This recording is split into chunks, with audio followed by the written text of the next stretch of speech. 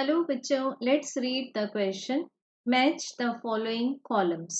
सो बच्चों, कॉलम 1 में गिवन है हमें modulus of elasticity and it's three types, and column 2 में गिवन है हमें इनके सिंबल्स एंड एसआई यूनिट।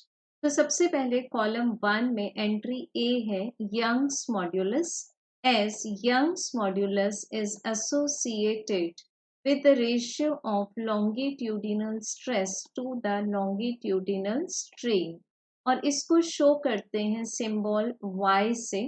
तो हमें a का आंसर मिलता है q।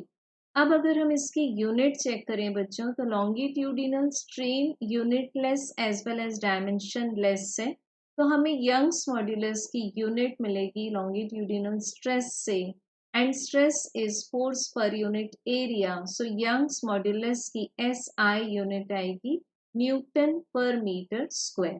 तो हमें ए की एक और मैचिंग मिल जाती है टी से।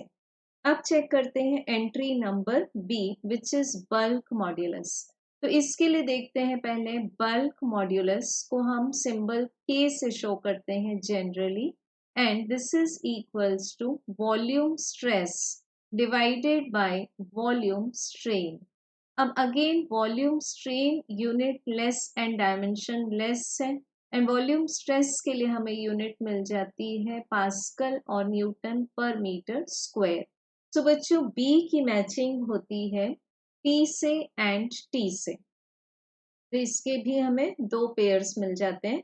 नेक्स्ट चेक करते हैं entry number C, which is the modulus of rigidity. This is shown by the symbol eta, and this is equals to shear stress divided by shear strain, or only called as shear. अब shear strain is again unitless and dimensionless, तो हमें modulus of rigidity के लिए shear stress मिल जाता है। shear stress की unit again होगी newton per metre square, because this is the ratio of tangential force to the area in contact. So बच्चों, हमें सी के लिए आंसर मिलता है Q। सी के लिए हमें मिलता है सी के लिए हमें मिल जाता है R as well as T। ठीक, अब देखते हैं डी। डी इन जनरल है मॉड्यूलस ऑफ इलास्टिसिटी, जिसको हम डिफाइन करते हैं with the help of Hooke's law.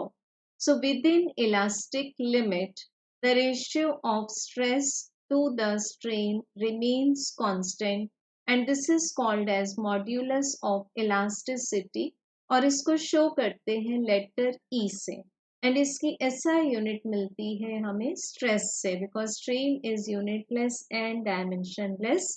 तो हमें डी के लिए करेक्ट मैचिंग मिलेगी एस से और टी से। सो बच्चों, हम सीक्वेंस देख सकते हैं Q T P T R T S T.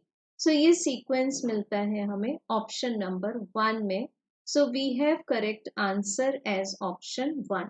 Thank you.